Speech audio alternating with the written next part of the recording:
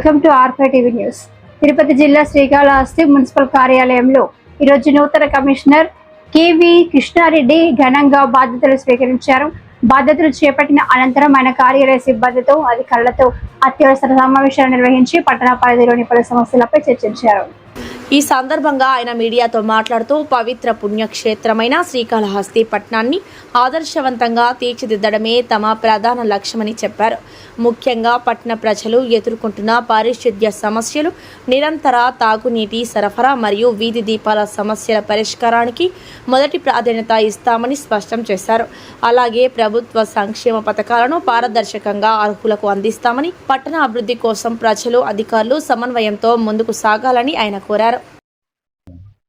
శ్రీకాళహస్తి పురపాలక ప్రజలందరికీ కూడా నమస్కారం అండి. నేను నిన్నగా 9వ తేదీ ఇక్కడ శ్రీకాళహస్తి మున్సిపల్ కమిషనర్గా జాయిన్ అయినా.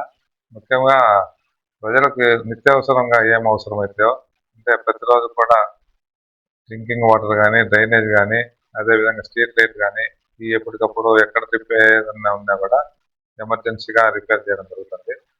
డ్రింకింగ్ వాటర్ సంబంధించి క్వాలిటీగా ఉందా లేదా అని చెక్ చేయడము అవి కూడా జరుగుతుంది.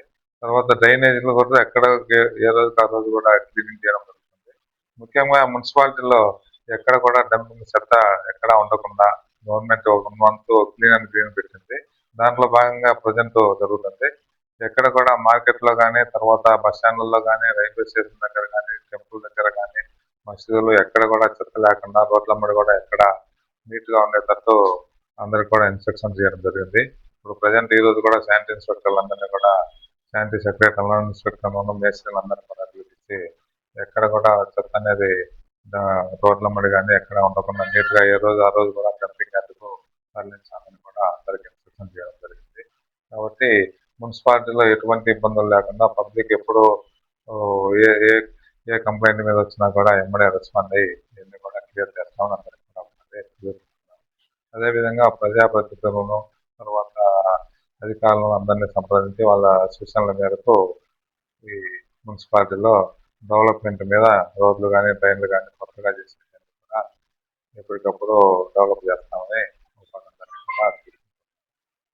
Thank you.